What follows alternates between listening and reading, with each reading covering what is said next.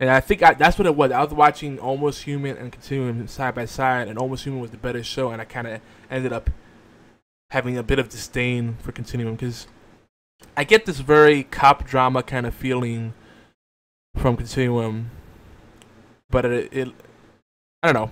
I have to give it a shot. I'm not gonna say anything else. I just felt like it had lacked a little bit of personality. It was a little flat. I don't know if it's the lead, the actress, or I think it was very important when you tell a story to have characters that people can identify with, you know, or at least lovable characters. You know, Z Nation is a really good example of lovable characters. They have Doc, and I love Doc. Doc is fantastic. But of course, Z Nation has already kind of set the rule that everybody's expendable, so don't get attached to anyone. I mean, they've killed off, spoilers, like half of the original cast already. So that's a fun show too. That show is a fun romp, and I know people say, "Oh, zombies have been overdone," but I gotta say. And I think TNT's coming out with a new zombie show to jump on it. That might have potential. Cause like I said, TNT has been coming up with some good stuff. But I think of the zombie shows that are out there right now, the big ones, Fear the Walking Dead / The Walking Dead, Z Nation, and let's say iZombie. They all have their own kind of niche. You know, Z Nation is more like the Pirates of the Caribbean. Fun romp, right? It's just crazy fun with zombies and gore and insane situations. It's serious, but at the same time, it has the comedy relief. It has a really good balance of everything. I mean, there's a episode where they were actually it was a couple episodes that they were being followed by a giant horde of zombies. And they call it the Tsunami because it looked like a tidal wave coming in because of all the sand they were kicking up and all the dirt they were kicking up. And it was really trippy. It was very surreal. They did a really good job with that. The Walking Dead is more of a soap opera. It's about the human conflict, you know, the human emotions. Fear the Walking Dead is interesting because it's kind of a 0-hour story. It's an outbreak story, but then they're not gonna get into the origins of the disease. As far as Robert Kirkman has said, that's not something they're not gonna tackle on anything The Walking Dead. But you have a Patient Zero, kind of, sort of, and I feel like it still feels like it's a very human drama, but I feel like it's a little bit more of a focus on the outbreak and how everything pans out and how quickly society devolves, which again, human drama. But I think that they're getting a little bit more into like how it spreads. So the outbreak is a big part of it. How it goes from, a crisis to a local crisis to a pandemic or epidemic. I guess is it epidemic? Yeah, because the epicenter is like middle.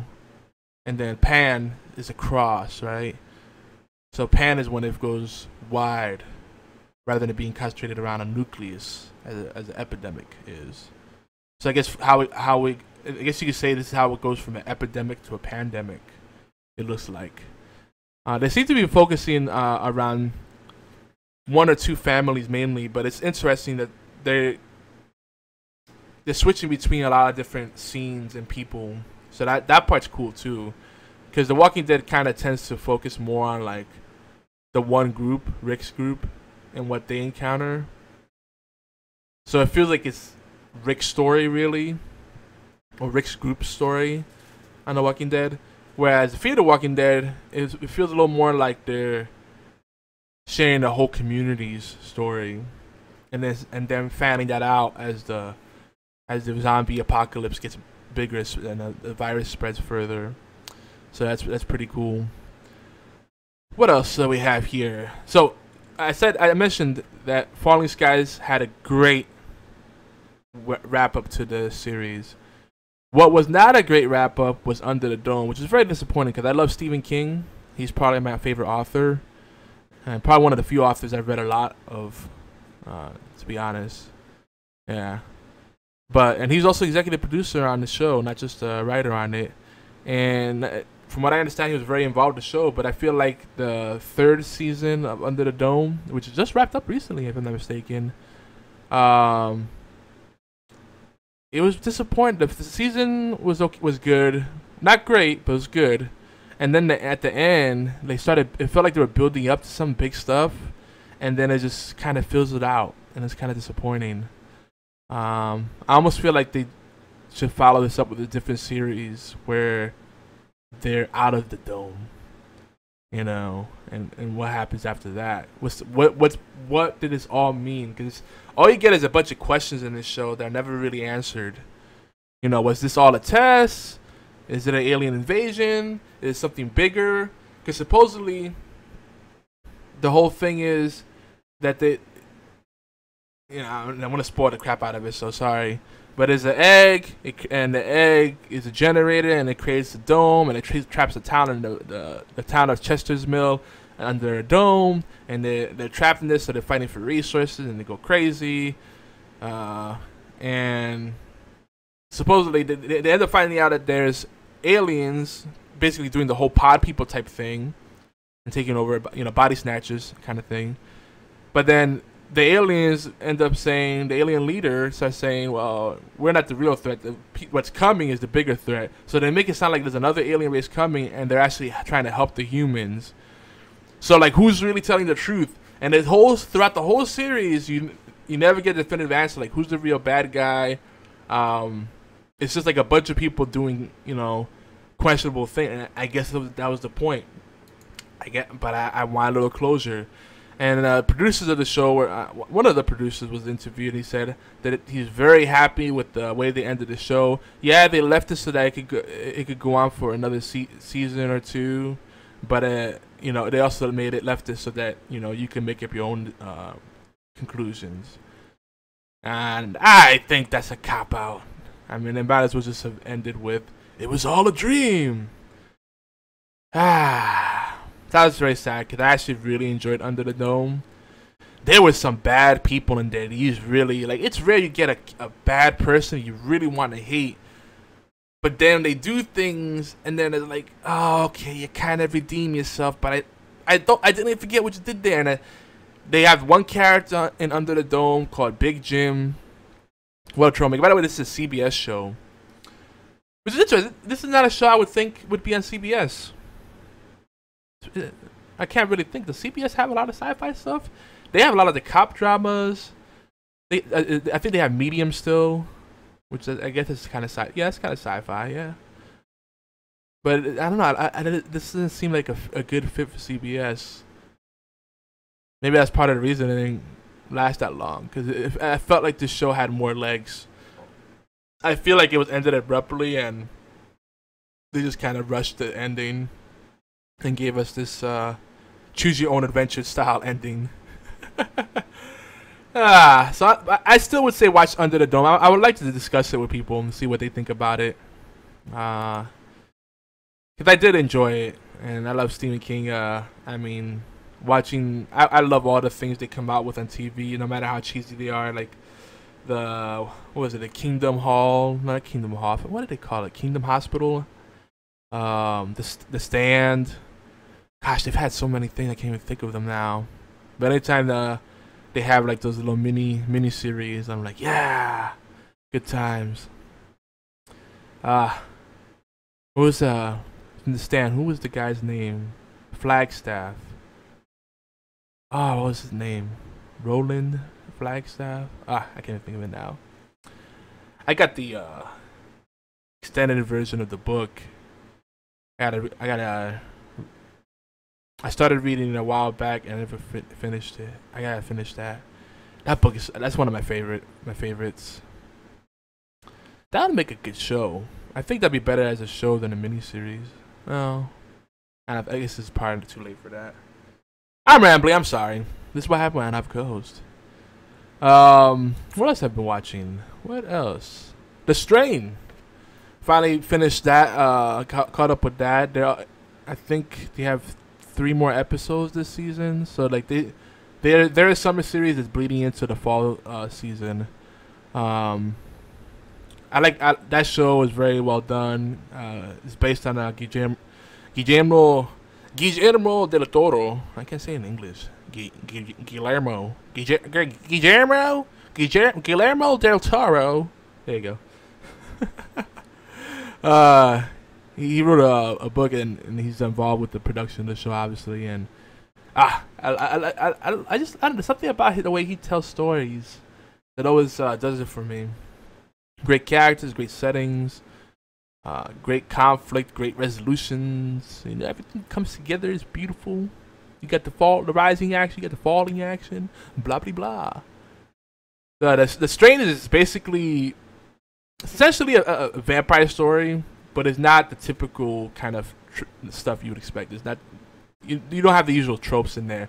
That's what's fun about it. Is it takes the vampire mythos and kind of merges it with the zombie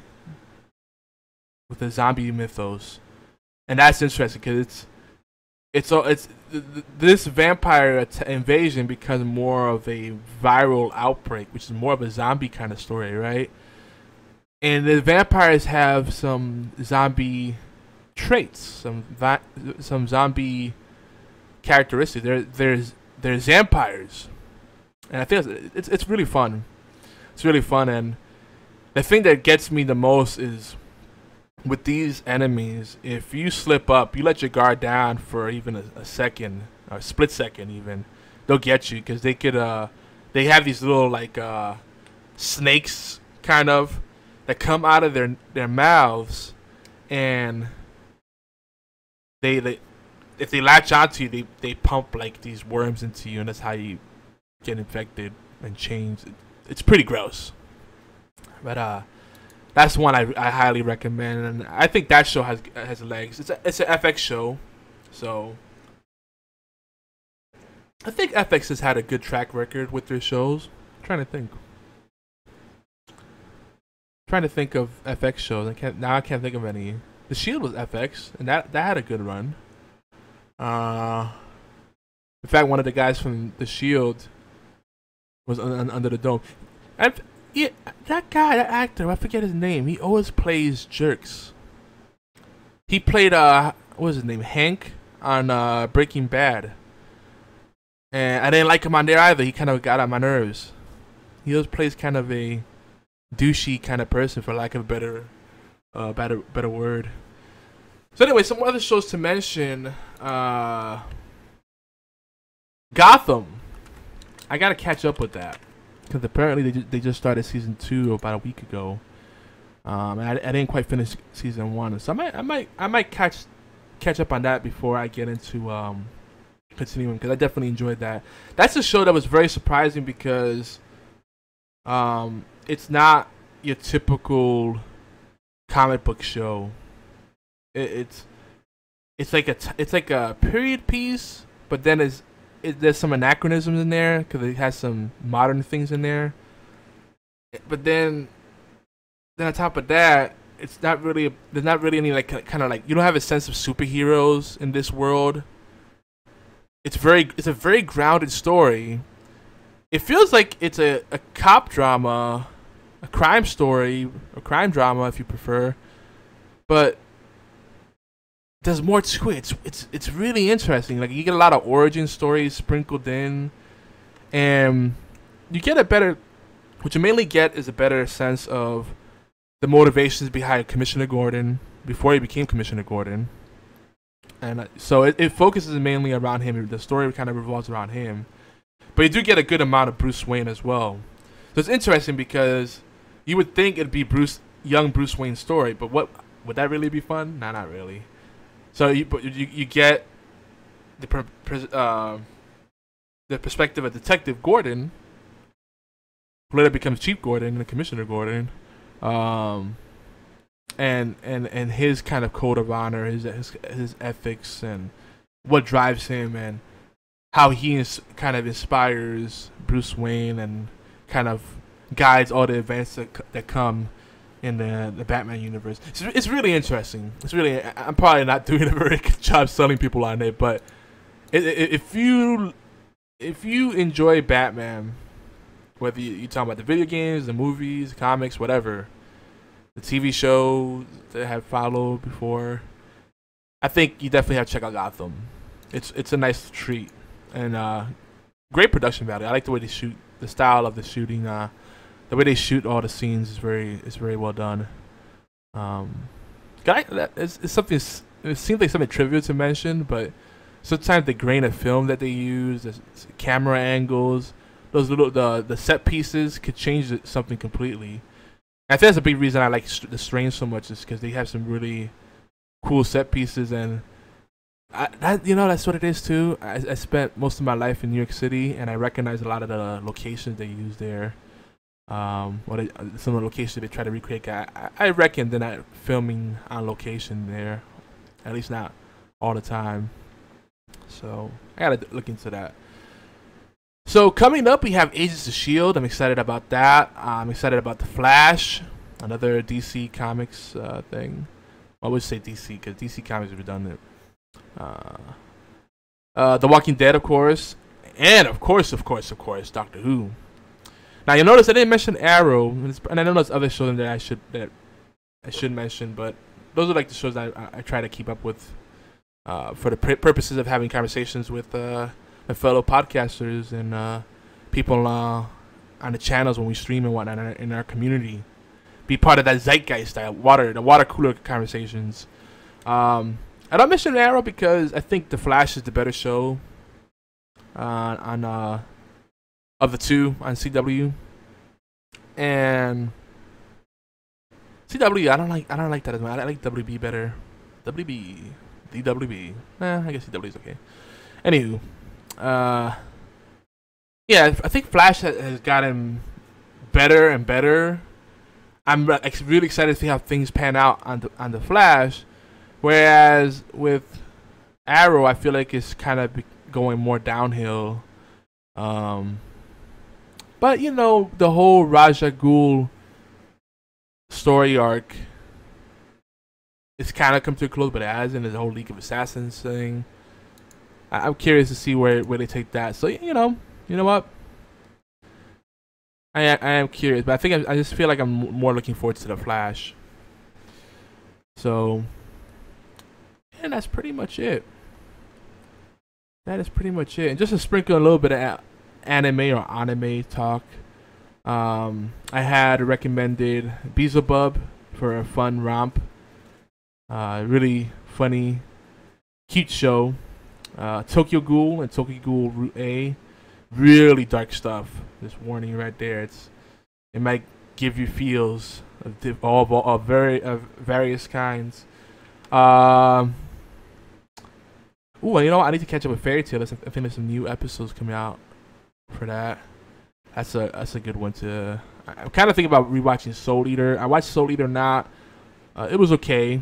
It was cute, but it wasn't Soul Eater. Now Zetman is one that I wanted to get Oolong on here to talk about. I didn't get to share this with him yet. Our schedules just have not been lining up. But Zetman is it's a short series about let's just say a handful of episodes. I think it's only like 12 episodes, and that's it. And the whole thing about it is, I won't talk so much about what happens in the show. It kind of has the Guyver or Ultraman kind of vibe to it, but what I like about it is like in just 12 episodes they tackle so many themes, like what is justice, what is a hero, what is right and wrong, and what is good and evil. Oh, you like Zetman? Oh, there you go. Yeah, Zetman and Sacrifice. Sacrifice was a huge thing in Zetman. So I really enjoyed it. Zetman is a quick thing. You could probably marathon watch it in a day if you wanted to. Yeah, it was pretty dark. Not as dark as Tokyo Ghoul though. I think Tokyo Ghoul was much darker for me, especially if you get to the manga. But it definitely is not light material. Yeah. So yeah, actually, I'll say a little bit about Zetman. It's basically, there's these creatures that they breed for fighting, and then they become self-aware, and independent. It's kind of like Terminator, you know, with the machines.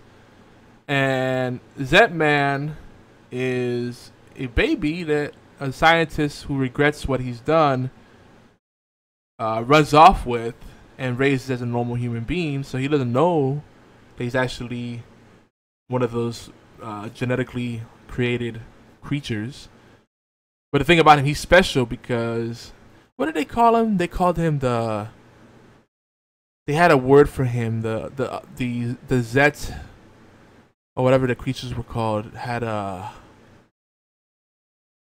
title like kind of like the Christ, but not the Christ. They called him the symphony, the harmony, I think. The harmony, maybe? I don't know. Not important. But he's supposed to be like the salvation somehow.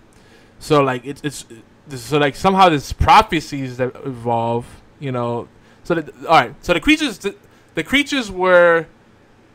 creatures escaped after they became self-aware, and after they went on a rampage. After a little while, they went underground, and they learned how to assume human forms so they could blend in.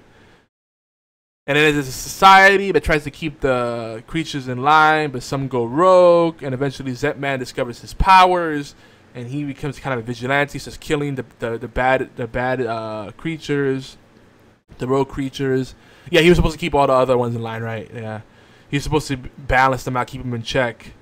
But then, like, the society that's supposed to be maintaining peace, because there's some of the creatures realize that living in harmony with the humans is actually nice, and they don't want to kill. They learn to fight the urge to kill, which is something they were created to do. And they try to fight for peace, and then, well, of course, there's always the bad person inside of the good groups messing it all up for everyone. It's really cool. I almost started to blur that with Tokyo Ghoul. I just realized. Because Tokyo Ghoul has some similar elements. The ghouls trying to live in harmony with the humans. So there's some similarities now that I think about that. Because I just started picturing both of the anime. I switch between both. So those are my picks. But my number one pick, that one that I wanna get into I want to get into the manga again, because the anime, while it's fantastic, especially if you get to your hands on the OVAs or OVAs, my number one pick would have to be Air Gear. I love that series. I wish it lasted longer. I wish it didn't skip so much of the story. I wish it didn't end so abruptly, because that's one that leaves you feeling empty, much like Under the Dome did for me. Yeah, but Air Gear is just, I know what it is about it. Like, I didn't think I would be so into it, because it's not your typical kind of story. But I love the characters. And then, you know, there's a love triangle, so that helps. It's like, well, which girl is he going to pick? Which girl is he going to pick? Because I'm like, well, I kind of like the sassy one.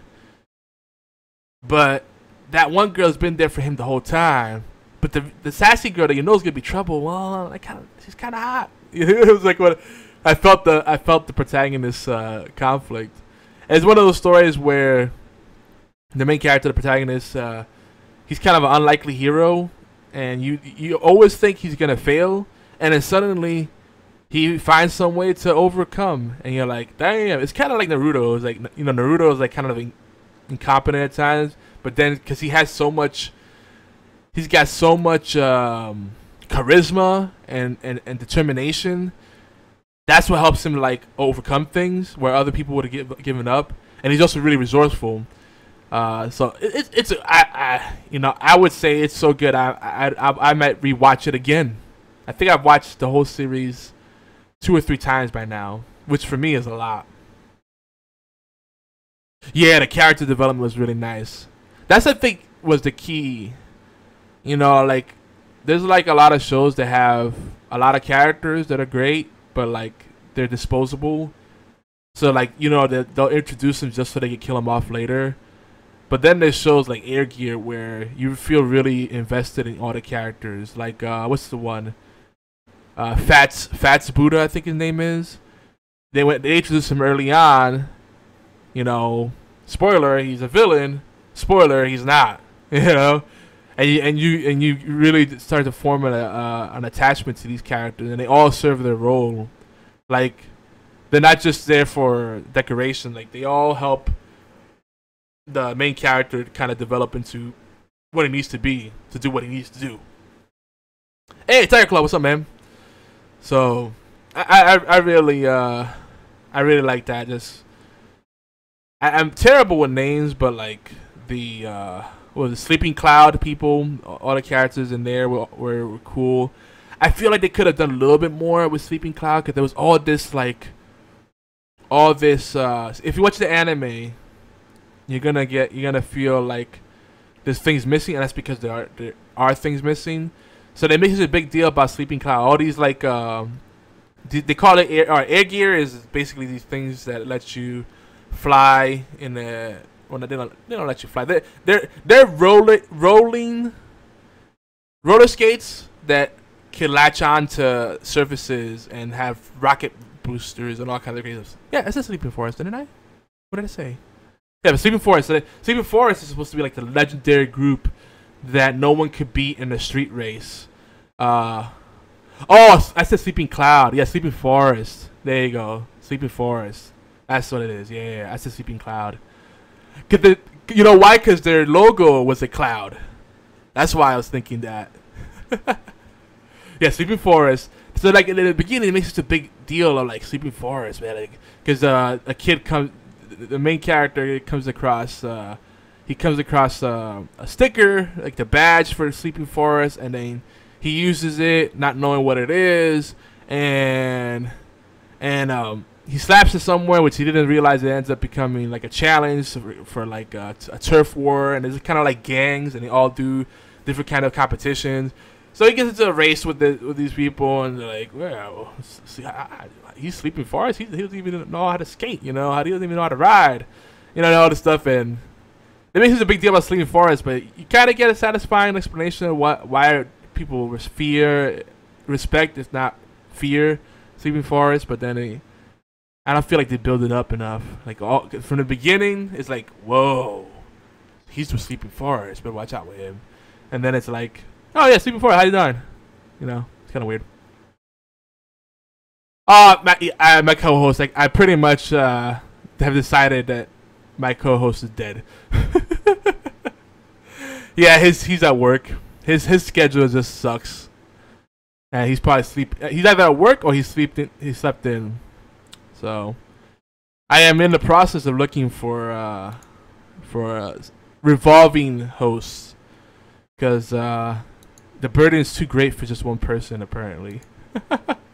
All they gotta do is show up, just to talk. I create all the show notes, and then we could just have discussions. Really easy. They don't have to do anything other than show up. Who knows? I think he's taking out too much. He's starting a new show, and he's doing he's trying to start a new show. He's also managing an esports team, and then he has a full-time job. And I warned us that, well, can you still do this show? Because, you know. Now, Panda, you think you could be a co-host? Hey, you could be a revolving co-host if you're down. You guys would be willing to talk Doctor Who, though. Because we're in Doctor Who season coming up. Well, we're in it now, really, if you think about it. So you got to be able to stand that. You got to get in the show, man. You probably should have called in sick. I know, right? He better be here when Doctor Who comes back. I'm gonna have to like I'm gonna send us some smokes into some of the rest of our community. I gave him 2 months to kind of get his stuff in order. You guys have been stuck with me solo for the most of that. I'm just gonna have to assume that he's not committed to the cause. Excuses only take you so far, but I got some people in mind. But if you know anybody, let me know, folks. Just tweet me at Yogizilla at Geeky Antics, or email me yogizilla@geekantics.net. You're not with the Doctor Who? I I mean, it'd be like 30 to 45 minutes of the show on average. Maybe less, maybe more. But it's a big part. Yeah, we need to find someone that's really big on Doctor Who. I miss Stan, but he's doing some. He keeps tuning in, but he doesn't join us. Like, come on, just join us. I need you. We had like the best dynamic for this show. Like the whole show was kind of weaved around him.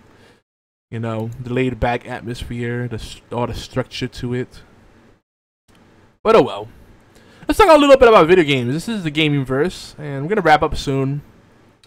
Won't be as short as last show's was, but it's still gonna be a shorter show. Has anybody played Tomb Raider Definitive Edition online? I'm curious about that. I need to try it out myself. Ooh, Tiger Claws heard that the Doctor Who's companion is leaving the show. Wait, hold up. No, she signed on for she signed a contract for Series 9. Talk about Jenna. What's her name? Jenna Coleman, I believe her name is. Who plays Clara? Yeah. Clara. What's Clara's last name? I can't even think of it now. Wait a minute. So she's leaving. I haven't seen that come through the news feed. Huh. There was talks about that on and off, but I thought they settled that. I might have to look into that. Remind me to bring it up next show. Because I feel like her story is not completed. There's some fans, like Chris Gannon over at Gaming Death Podcast, that can't stand Clara. And then there's fans like me that say, well, they did some things where they kind of shoehorned her in and kind of retconned a lot of the Whoverse. But you can't blame her for that. I think she's a great actress. She's easy on the eyes, you know. She's grown on. She's grown on me. I feel like they need to do more with her. They already committed. They have to stay the course. They made her such a huge part of the Doctor's universe. They gotta do it. They gotta follow it through. Oh, you liked Clara until season 8. Because in season 8, she became very whiny.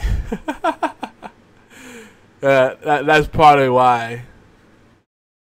Like, the beginning of season 8 was tough because Clara just kept whining, and it was basically like, oh, you're not Hot Doctor anymore.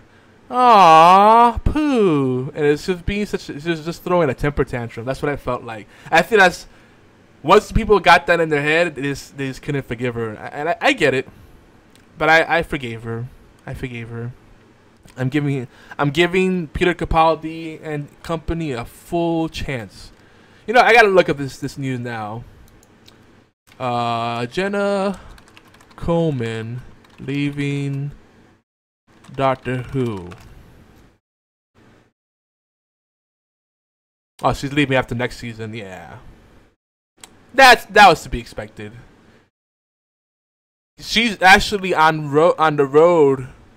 If she stays this whole season, she will be one of the longest, if not the longest, companion on the show. I believe. I could be wrong.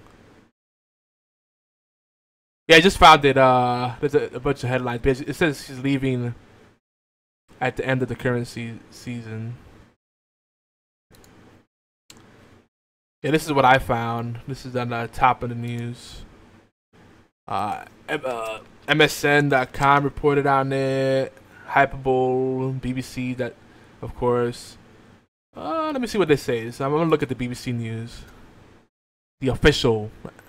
Let's see what they say about it. We were gonna talk video game, but now I'm really curious about this. Let's see what they say. It is thought that the actress will make her last appearance as Clara Oswald, that's her name, before the Christmas special, which sees the return of Alex Kingston as River Song. Confirmed! Aw, folks. Coleman joined Doctor Who in 2012 and has starred alongside two doctors, Matt Smith and Peter Capaldi. The Mirror reports that her next role will be as Queen Victoria in a major ITV drama series. The 29-year-old, who began her career in the soap opera Emmerdale, is expected to play the Queen from the age of 18 and in the early years of her reign. She does have a young face. However, ITV said it was not making any announcements about casting presently. The BBC has also declined to confirm Coleman's departure from Doctor Who. So there might still be some negotiation potential. In an interview published in the Radio Times this week, the actress said she had always known her time on the show was finite. You're in Doctor Who knowing it will never last, she said. It's constantly regenerating, so you have to make your time count and enjoy the adventure for the fleeting time you're here. Pleasure to work with. ITV announced in May that they would be making an 8-part series about the life of Queen Victoria, blah, blah, blah, blah, blah. Yeah, the rumors started last year. Let's see what, how it has to be written out of the... Chief writer Stephen Moffat later confirmed the actress had initially asked to be written out of the drama. Oh, that was her last episode, he said. Then she asked me if she could be in the Christmas episode. So I said, okay, I'll write you out in Christmas. She came to me, read through, and did the write-out version, and again changed her mind. But the truth is, I never wanted wanted her to go. And with Last Christmas, she's a little flighty. And with last Christmas, then again, I can't really trust Moffat.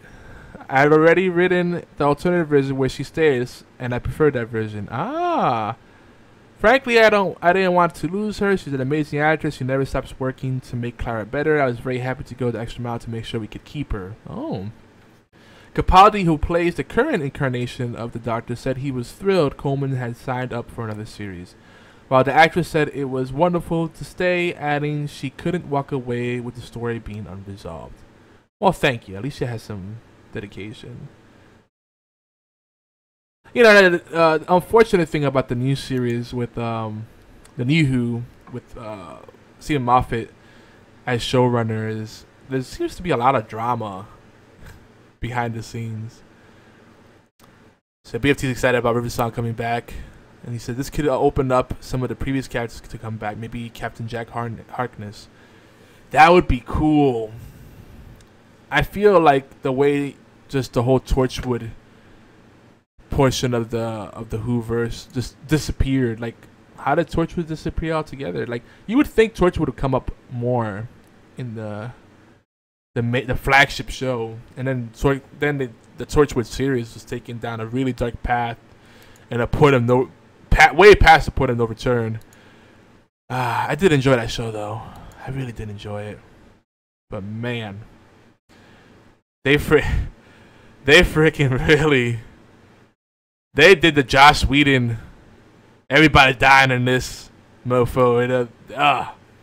Torchwood is the dark side of Doctor Who. It's like the stuff that they can't do Doctor Who to keep it more accessible, more family friendly.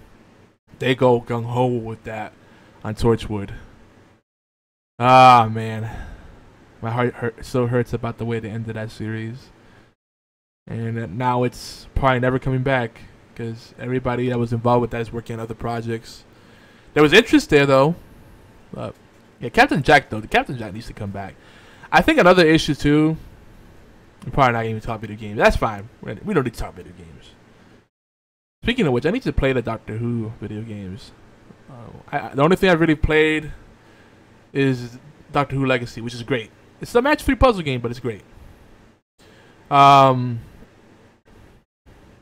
before I talk more Doctor Who, this fall season, can I say there's a lot of games coming out this holiday season? Let's just say that it's overwhelming. But so I think the big thing with Doctor Who is that they need to have more recurring enemies, someone other than the Master to be the arch enemy, some more recurring alien races. You know. Am I bummed about the news? No, the writing was on the wall. I was actually surprised she signed up for another series. So yeah, the fact that she's leaving after this season doesn't surprise me. No, Doctor Who will recover. I mean, River Song's coming back, and I'm sure they'll have. I'm sure they already have some people lined up. So, Adventures of Sarah Jane for the kids. Sarah Jane, wasn't it called the Sarah Jane Chronicles? Oh no, I'm thinking about Sarah Connor Chronicles. No, yeah, Adventures of Sarah Jane. I liked that show. That was a good show. Doctor Who for everyone, Torchwood for adults. Yeah, they covered the full spectrum. Yeah, they did cover the full spectrum. Now I think about it. So yeah, I think these need to make the Doctor Who universe more expansive. I mean, Classic Who was very episodic at times, but they often had enemies that came back that weren't, you know, or creatures that came back, or alien races that came back that weren't the Daleks or the Cybermen. I think they need to expand further. Let's expand further. Oh, back to video games. So, Evolve. I want to talk about Evolve because that was a game that I knew wasn't going to live up to the hype. And when they brought it down to the $20 price and the $25 with the Hunting Pass, I think that's a good price for it. They're going to start selling. And they made it a limited time thing. So, sucks for them. I was almost going to, you know, max out a credit card just to get it and play with friends. But I'm not going to pay. At $40, it's still not worth it. When they did a free-to-play week, that's actually not as bad as I originally thought from watching gameplay from what people had said. It's just at $40, not worth it. At $20, it's a really good game. I hate to say it, it's just not. It doesn't feel like a big studio release. It's like a B-tier game, and it should be priced as such. So, just I thought I would throw that out there. And Destiny, is a lot of hype about Destiny with the Taken King. I've actually decided I'm not gonna go back to Destiny anytime soon. That fell out of my graces too. I might actually even uninstall it so I can make space on my Xbox One hard drive and play some other games. There's just too many games to play that I just stick with that. I have really been enjoying Elder Scrolls Online, and I never went to still, but Elder Scrolls Online has really been in. I haven't been playing too much. That and Smite, and stuff I can't talk about. Tiger Claw asks, what if the Doctor's next companion is a male? You know, that'd be cool, but they can't do that and not have it be Captain Jack.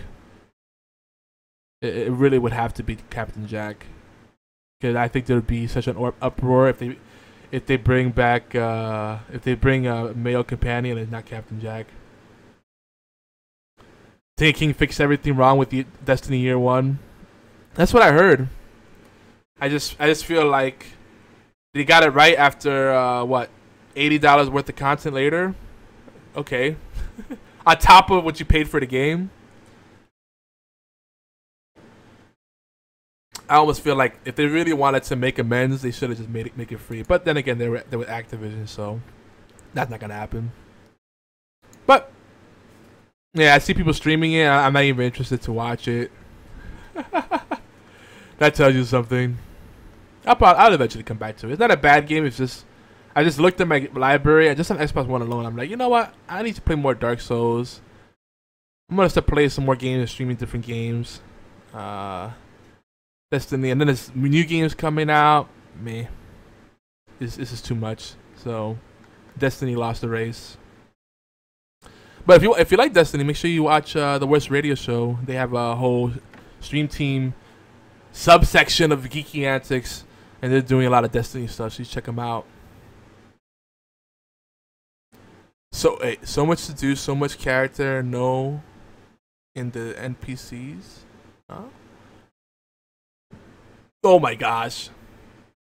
The Taken King fixed one thing, removing Peter Dinklage. I did not find Peter Dinklage bad. Everybody, before I got the game, everybody was like, oh yeah, Peter Dinklage is terrible. And I'm like, no, he's deadpan. I think that's what his character was supposed to be. Whatever.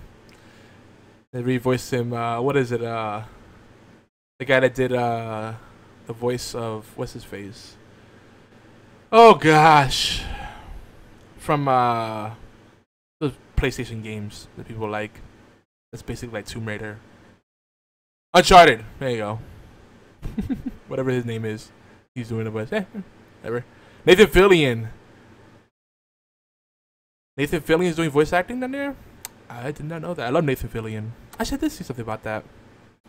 And I love Nathan Fillion, and still not enough to bring me back to the game. I should tell you something. Ah, so sad. Yeah, I just figured I can't justify the spending the money on that. You know, what is it, $40 to get an expansion? You know, I can save my money and buy a brand new game rather than an expansion that fixes a game so that's actually a complete game. Nolan North, that's his name. Even then, Nolan North is as the ghost is similar to how Dinklage was doing the voice. Oh, that's a slap in the face. Ah, boy, that's disappointing. So yeah, I think with Star Wars Battlefront coming up, Halo, Fallout 4 I could hold off on because that's single player, so I'm not hard pressed to play that, and I'd want to get it when I know I can dedicate the time. But I really love Fallout, so. But I'm just thinking about multiplayer games. Rainbow Six Siege. That's pretty much it this year. I feel like I'm missing something as far as the big studio multiplayer releases are concerned. I think I'm just gonna kind of see what everybody ends up playing, what everybody feels about the game before I jump on the thing. I don't really like pre-ordering. I was thinking about it. I'm like, oh, you know, beta access, blah blah blah. Nathan Fillion as Cade 6. Is it pronounced Cade 6 or is it KD 6? And Gina Torres as Ikara Ray Arguing. Brings back Firefly feels. Yeah, Gina Torres. Oh, that was Wash's wife. That's the caramel skin honey. She's quite attractive. I always like her. She's been around the circuit in sci-fi. I've seen her around in some things. I can't put my finger on it, but I know I've seen her in some things. But Gina Torres, yeah. The Firefly. They're bringing back the feels for me, bro. Firefly.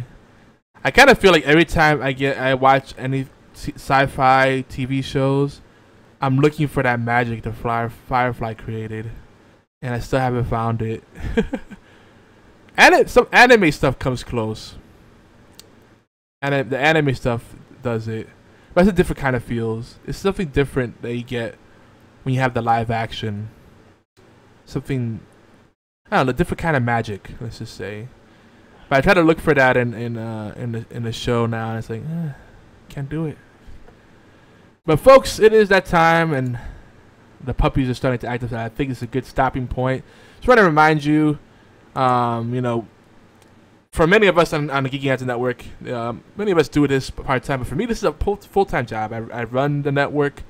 I do a lot of the post-production and pre-production stuff for a lot of our shows and help our stream team members out. I help people do the promotion of whatever content they're putting out, whether it's a channel, video series, a book, video game, and all that stuff. And you know, it keeps me busy, but it does always keep me billable. So one way they can help out a Geeky Answers Network, so we can help more people do what we do, is go to geekyanswers.net/sponsors and check out the sponsors there. Specifically, I'd like you to share these 3 links, if you could. geekyanswers.net/weddings, /Martin Septic, or /Shiny Prince. So they all start with geekyanswers.net /. / is the one kind of leaning to the right. The top part's leaning to the right. That's the one near the right shift key, if anything, if you have a standard keyboard.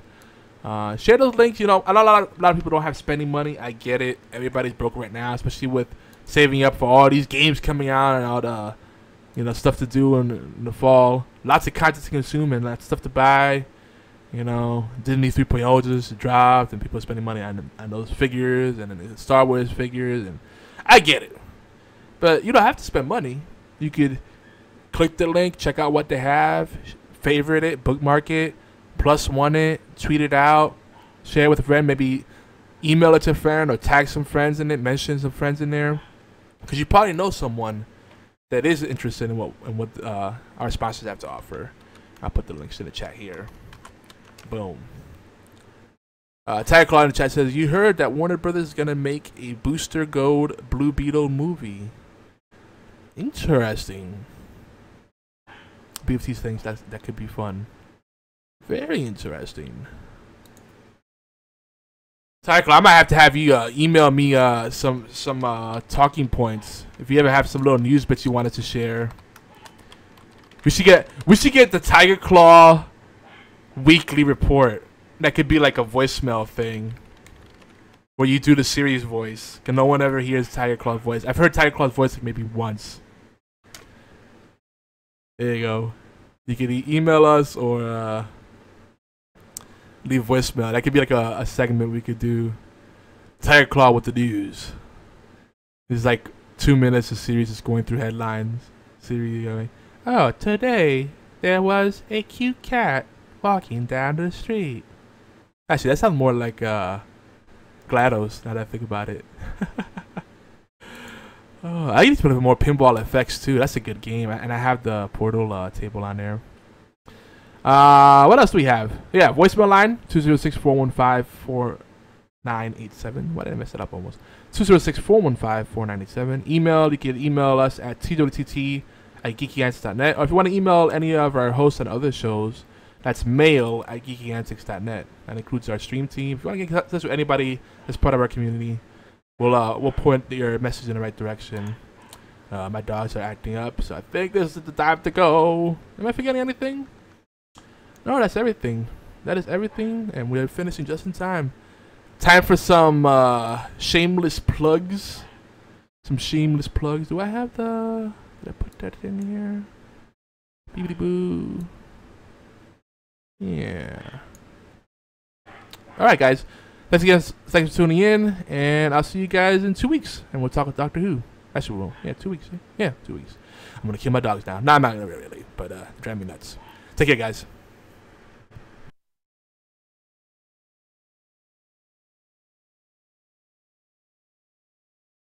We thank you. We thank you for every crumb, biscuit and cake you bring to the table. Because Doctor Who belongs to all of us. What you bring to the timey-wimey tea time in your live chat participation, comments, likes, shares, tweets and voicemail, all of it means the world to us. Love, true love, never fails. Do you like it? If you like what we're doing, well, tell us for God's sake. Shout it from the rooftops at geekyantics.net or call it in 206-415-4987. That's 206-415-4987. That's it. Bless you. So long. And thanks for all the fish. Hold on, it won't be that long. Just a wee while. Because the timey-wimey tea time will be back. We'll return next Saturday with fresh insights, questions and epiphanies about Doctor Who. And heck yes, everything geek. Maybe same bat time. Absolutely the same bat channel. Every Saturday. Tiny, whiny tea time.